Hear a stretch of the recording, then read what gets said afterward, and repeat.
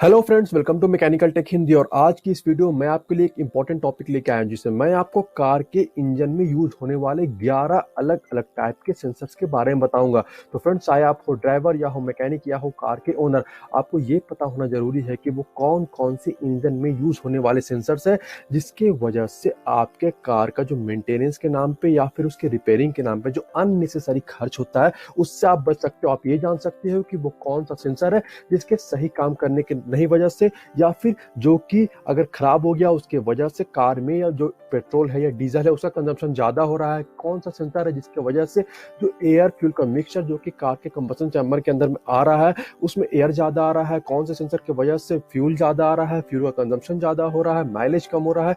ये सब मैं आपको आगे इस वीडियो में बताऊंगा। तो ये वीडियो आपके लिए बहुत ही हेल्पफुल साबित होने वाला है। तो फ्रेंड्स, अगर आप मेरे चैनल पर नए हो तो चैनल को सब्सक्राइब जरूर कर ले, क्योंकि इस तरह के टेक्निकल वीडियोस मैं अपने चैनल पे अपलोड करते रहता हूं। तो चलिए बिना किसी देरी के आइए वीडियो को शुरू करते हैं।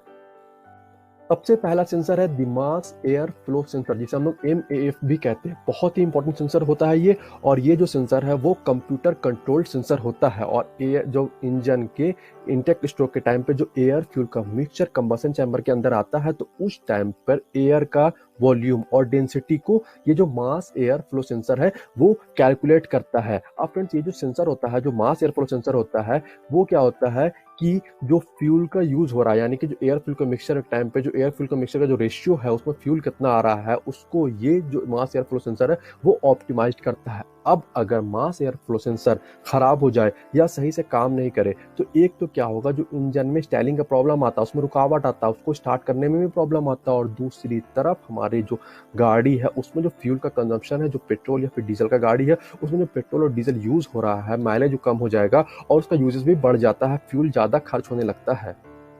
नेक्स्ट सेंसर है इंजन स्पीड सेंसर। तो ये जो इंजन स्पीड सेंसर है वो इंजन के क्रैंक शाफ्ट से अटैच्ड होता है, और ये क्रैंक शाफ्ट के स्पिनिंग को, यानी कि उसका जो रोटेशन हो रहा है उसकी स्पीड को मॉनिटर करता है। यानी कि फिर होता क्या है, जब हम लोग इंजन में स्पीड बढ़ाते हैं तो क्रैंक शाफ्ट का जो रोटेशन है वो तेज हो जाता है, स्पीड घटाते हैं तो क्रैंक शाफ्ट रोटेशन जो है वो स्लो हो जाता है। तो इसको ये मॉनिटर करता है, और उसके हिसाब से ही जो फ्यूल इंजेक्टर के थ्रू जो एयर फ्यूल का मिक्सचर, जो फ्यूल जो आ रहा है हमारे कंबसन चैम्बर के अंदर में, उसको ये कंट्रोल करता है। जब ज्यादा जरूरत होता है फ्यूल का, तो ये इंजन स्पीड सेंसर स्पीड को मेजर करता है, और उसके बाद क्या करता है, फ्यूल इंजेक्टर के थ्रू ज्यादा फ्यूल जो हमारे कंबसन चैम्बर उसके अंदर भेजता है, उसी तरह से ये कम भी करता है।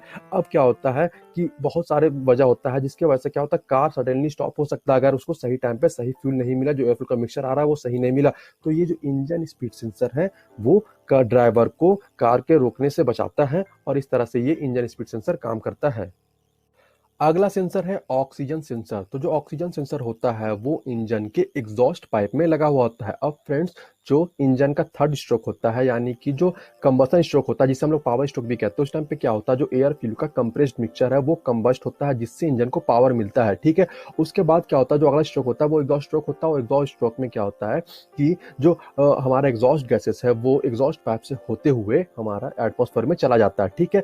अब ये जो ऑक्सीजन सेंसर इस टाइम पे काम में आता है, वो क्या करता है, वो जो एग्जॉस्ट पाइप में जो एग्जॉस्ट गैसेस है उसमें से ये कितने अमाउंट ऑफ अनबर्न्ड ऑक्सीजन है, ठीक है, उसे ये मेजर करता है। और इस हिसाब से ये बताता है कि जो फ्यूल का बर्निंग हो रहा है, यानी कि कंबशन टाइम पे जो फ्यूल बर्न हो रहा है, तो वो रिच हो रहा है या लीन हो रहा है। ये जो हमारा ऑक्सीजन सेंसर है वो ये इंडिकेट करता है। ठीक है। अब अगर जो ऑक्सीजन सेंसर है वो खराब हो जाए या सही से काम नहीं करे, तो एक तो गाड़ी में जो जर्क होता है वो इस ऑक्सीजन सेंसर के सही काम नहीं करने की वजह से ही आता है।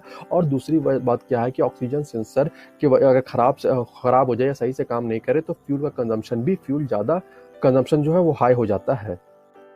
अगला सेंसर है मैनिफोल्ड एब्सोल्यूट प्रेशर सेंसर, जिसे हम लोग MAP सेंसर्स भी कहते हैं। और ये जो सेंसर होता है वो गाड़ी के जो इनटेक मैनिफोल्ड है, इंजन का जो इनटेक मैनिफोल्ड है उसमें माउंटेड होता है, और ये इंजन के ऊपर पड़ने वाले लोड को सेंस करता है। अब ये जो मैनिफोल्ड एब्सोल्यूट प्रेशर सेंसर होता है वो क्या करता है, वो जो इनटेक मैनिफोल्ड प्रेशर है और जो आउटसाइड प्रेशर है इसके बीच के डिफरेंस को मेजर करता है, और उसके बाद जो हमारा मैनिफोल्ड एब्सोल्यूट प्रेशर सेंसर है वो इस जो डिफरेंस को इनटेक मैनिफोल्ड प्रेशर को और जो हमारा आउटसाइड प्रेशर के डिफरेंस को क्या करता है, फ्यूल इंजेक्शन सिस्टम है वहां तक भेजता है। उसके हिसाब से ही जो फ्यूल का इंजेक्शन हो रहा है कंबशन चैम्बर के अंदर वो एडजस्ट होता है, यानी कि जब दोनों के बीच में प्रेशर बढ़ जाता है, गाड़ी से इंजन के ऊपर लोड बढ़ जाता है, तो ज्यादा फ्यूल हमारे कंबशन चैम्बर के अंदर में जाता है। और जो ये फ्यूल इंजेक्शन सिस्टम है ये जब ये मेजर करता है कि जो प्रेशर है वो घट गया है, तो उस हिसाब से जो फ्यूल का इंजेक्शन है वो कम हो रहा है। तो ये जो मैनिफोल्ड एब्सोल्यूट प्रेशर सेंसर ये भी बहुत ही इंपॉर्टेंट सेंसर होता है। अगला सेंसर है स्पार्क नॉक सेंसर। अब जो स्पार्क नॉक सेंसर होता है वो फ्यूल का बर्निंग जो कि कंबशन प्रोसेस के टाइम पे होता है वो स्मूथली हो, फ्यूल स्मूथली बर्न हो, उसे इंश्योर करता है। और दूसरी तरफ ये ध्यान रखता है कि इंजन में डिटोनेटिंग का प्रॉब्लम नहीं हो। अब डिटोनेटिंग का मतलब ये हो गया है कि जब कंबशन प्रोसेस के टाइम में जब पिस्टन ऊपर की तरफ आते रहता है तो उस टाइम पे स्पार्क प्लग एक स्पार्क एमिट करता है जो कि एयर फ्यूल के कंप्रेस मिक्सचर को कंबस्ट करता है। अब फ्रेंड्स अगर जो स्पार्क प्लग से स्पार्क निकल रहा है, अगर जो स्पार्क प्लग के सामने का जो फ्यूल है अगर वो बर्न हो जाए और बाकी के साइड के फ्यूल जो कि सिलेंडर के साइड में है अगर वो बर्न नहीं हो, उससे क्या होता है, डिटोनेटिंग का प्रॉब्लम आता है। अब डिटोनेशन की वजह से क्या होता है कि जो हेड गैस्केट है वो फेल कर सकता है, पिस्टन में क्रैक आ सकता है, जो पिस्टन रिंग है वो ब्रेक हो सकता है और इसके अलावा जो रॉड का बेयरिंग है वो भी डैमेज हो सकता है। तो फ्रेंड्स अगर कभी आपके इंजन से डिटोनेटिंग का प्रॉब्लम आए तो आप ये समझ जाओ कि जो स्पार्क नॉक सेंसर है वो सही से काम नहीं कर रहा, या तो आप उसे रिप्लेस कर दो या तो उसे रिपेयर कर दो। अगला सेंसर है फ्यूल टेम्परेचर सेंसर। अब ये जो फ्यूल टेम्परेचर सेंसर होता है वो भी ये इंश्योर करता है कि जो कार में फ्यूल का कंजम्पशन हो वो अच्छा हो और जो कार की एफिशिएंसी हो वो बढ़िया हो। अब फ्रेंड्स होता ये है कि अगर फ्यूल जो है हमारा वो अगर ठंडा हो, कोल्डर हो, तो क्या होगा, वो धीरे धीरे बर्न होता है। लेकिन अगर जो फ्यूल है अगर वो वार्म हो तो क्या होता है, ये जो फ्यूल है वो तेजी से बर्न होता है। ये जो फ्यूल टेम्परेचर सेंसर है वो ये इंश्योर करता है कि हमारा जो फ्यूल है वो वार्म कंडीशन में रहे, ठीक है। दूसरी तरफ ये जो फ्यूल टेम्परेचर सेंसर है वो क्या होता है कि जब भी हमारे कार के इंजन में फ्यूल की कमी हो तो बहुत सारे जो पार्ट है वो डैमेज हो सकते हैं। तो ये जो फ्यूल टेम्परेचर सेंसर है वो इंश्योर करता है कि राइट अमाउंट ऑफ फ्यूल जो है वो इंजेक्ट हो, ताकि क्या हो कि जो व्हीकल है वो स्मूथली रन हो सके और दूसरी तरफ जो व्हीकल की एफिशिएंसी है वो भी हाई रहे। अगला सेंसर है वोल्टेज सेंसर। ये भी बहुत ही इंपॉर्टेंट सेंसर होता है कार में और ये जो है वो कार की इडलिंग स्पीड को मैनेज करता है, यानी कि जो कार में जो हमारा स्पीड इंक्रीज हो रहा है और डिक्रीज हो रहा है, जब जैसा हम लोग को जरूरत हो उस हिसाब से वो इंक्रीज होता है और डिक्रीज होता है, वो इस वोल्टेज सेंसर के काम करने की वजह से ही होता है। और फ्रेंड्स कई बार आपने गौर किया होगा जब आप एक्सेलेरेटर पैडल में पैर दबाते हो तो कई बार कार उतनी स्पीड से नहीं बढ़ता है। वो तभी होता है जब हमारा वोल्टेज सेंसर सही वोल्टेज को सेंस नहीं कर पाता, या तो वो खराब हो या तो वो सही से काम नहीं कर रहा हो। उस टाइम पे क्या होता है कि हमें जो इस तरह की प्रॉब्लम देखने को मिलती है। तो अगली बार अगर ऐसा कुछ हो तो आप जाइए जान लो कि वोल्टेज सेंसर सही से काम नहीं कर रहा है। अगला सेंसर है कूलेंट सेंसर। अब फ्रेंड जितने भी सेंसर के बारे में मैंने आपको बताया उनमें ये जो कूलेंट सेंसर होता है वो सबसे ज्यादा इंपॉर्टेंट सेंसर होता है, क्योंकि जो हमारा कूलेंट सेंसर जो भी इनपुट देता है, जो भी इनपुट सिग्नल देता है, उसके हिसाब से ही बाकी के जो फंक्शन है वो कंट्रोल होते हैं। जैसे कि अर्ली फ्यूल इवेपोरेशन सिस्टम है वो कब एक्टिवेट होना है, कब डीएक्टिवेट होना है, जो स्पार्क प्लग से स्पार्क निकल रहा है वो कब एडवांस होगा, कब रिटार्ड होगा, ईजीआर का फ्लो, कैनिस्टर का पर्ज, ये सब कूलेंट सेंसर के सिग्नल के ऊपर में ही डिपेंड करता है। अब फ्रेंड्स मैं आपको यहाँ पे बता दूं कि जो ये सेंसर होता है वो कूलेंट सेंसर वो हेड और इनटेक मैनिफोल्ड में लोकेटेड होता है। अब चूंकि इतना इंपॉर्टेंट सेंसर है तो अगर ये सेंसर खराब हो जाए तो बहुत सारे प्रॉब्लम आ सकते हैं। जैसे मैं कुछ प्रॉब्लम के बारे में बता दूं कि जो फ्यूल का मैलेज है वो कम हो सकता है, स्टाइलिंग का प्रॉब्लम आ सकता है और भी बहुत सारे प्रॉब्लम है जो कूलेंट सेंसर के सही से काम नहीं करने की वजह से आते हैं। तो यहाँ पे पॉइंट ये है कि जब भी आपको लगे कि अगर आपका माइलेज खराब हो जाए या स्टाइलिंग का प्रॉब्लम अगर आ रहा है आपके गाड़ी में, तो आप ये जान लो कि कूलेंट सेंसर खराब हो गया या सही से काम नहीं कर रहा, या तो आप उसे चेंज करा लो या तो उसे रिपेयर करा लो। अगला सेंसर है थ्रॉटल पोजीशन सेंसर। अभी जो थ्रॉटल पोजीशन सेंसर होता है वो इलेक्ट्रॉनिक फ्यूल इंजेक्शन और फीडबैक कार्बोरेशन के साथ यूज किया जाता है और ये जो कंप्यूटर को इनपुट भेजता है ये उसे नोटिफाई करता है कि जो थ्रॉटल का ओपनिंग का रेट कितना है, यानी कि जो थ्रॉटल का ओपनिंग हो रहा है वो सेमी ओपन है, फुली ओपन है, हाफ ओपन है। ये जो थ्रॉटल पोजीशन सेंसर है वो आगे इस सिग्नल को भेजता है। अब ये थ्रॉटल पोजीशन सेंसर होता है वो मेनली एक वेरिएबल रजिस्टर होता है और ये रजिस्टेंस को चेंज करता है जैसे ही थ्रॉटल ओपन होता है।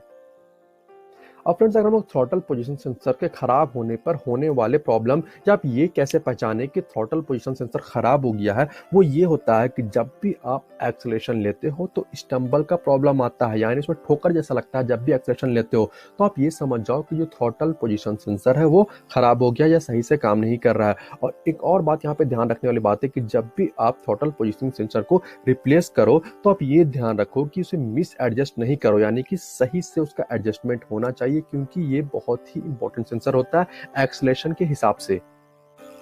अगला सेंसर है कैमशाफ्ट पोजीशन सेंसर। अब जो इंजन का कंट्रोल मॉड्यूल है वो इस कैमशाफ्ट पोजीशन सेंसर को यूज करता है। अब ये जो कैमशाफ्ट पोजीशन सेंसर होता है वो इंजन का जो पहला सिलेंडर है उसमें उसका जो पोजीशन है वो क्या है, उस टाइम पे उसमें इनटेक स्ट्रोक हो रहा है, कंप्रेशन हो रहा है, कंबशन हो रहा है या एग्जॉस्ट हो रहा है, कौन सा स्ट्रोक हो रहा है, वो इस सिग्नल को, इस इंफॉर्मेशन को आगे भेजता है। अब कैमशाफ्ट पोजीशन सेंसर से जो भी इंफॉर्मेशन आया है उसके हिसाब से ही फ्यूल का इंजेक्शन होता है। यानी कि फॉर एग्जांपल मान लिए कि आपका 4 सिलेंडर है तो पहले सिलेंडर में फ्यूल का इंजेक्शन कम होना है, सेकंड थर्ड फोर्थ इसमें कब कब होना है, वो कैमशाफ्ट पोजीशन सेंसर जो आपका इंफॉर्मेशन देता है उसको रेफरेंस पॉइंट मान के ही उसके हिसाब से ही फ्यूल का इंजेक्शन होता है। देन जो फ्रेंड्स आज की लिस्ट में हमारा आखिरी सेंसर है वो है व्हीकल स्पीड सेंसर। अब नाम से ही मालूम चल जा रहा है कि व्हीकल स्पीड सेंसर व्हीकल के स्पीड को मेजर करता है, ठीक है। अब एक तरह का ये टैकोमीटर होता है और ये व्हील के स्पीड को डिटरमिन करता है। तो जो हमें व्हीकल का स्पीड दिखाई देता है वो इस व्हीकल स्पीड सेंसर के भेजे हुए इंफॉर्मेशन के वजह से ही हो पाता है। तो फ्रेंड्स आज की इस वीडियो में मैंने आपको आपके कार की इंजन में यूज होने वाले 11 अलग अलग टाइप के सेंसर्स के बारे में बताया। तो अगली बार जब भी आपको अपने कार में किसी तरह का प्रॉब्लम दिखाई दे तो आप अपने कार को ज़्यादा ब्रेकडाउन होने से बचाने से पहले और ज़्यादा खर्च करने से बेहतर ये है कि आप ये समझ जाओ कि आपके किस सेंसर के सही से काम करने की नहीं वजह से ये प्रॉब्लम्स आ रहे हैं, आप उसे रिपेयर कर दो, उसे चेंज कर दो। तो आई होप ये वीडियो आपके लिए हेल्पफुल साबित हुआ होगा। तो प्लीज़ वीडियो को लाइक और शेयर कर दें। वीडियो के बारे में और चैनल के बारे में आपकी क्या राय है ये मुझे कमेंट करके जरूर बताएं। और अगर अभी तक आपने मेरे चैनल को सब्सक्राइब नहीं किया है तो प्लीज़ चैनल को सब्सक्राइब जरूर कर ले, क्योंकि इस तरह के टेक्निकल टॉपिक्स पे मैं वीडियोस अपलोड करते रहता हूँ। तो friends thank you, good bye.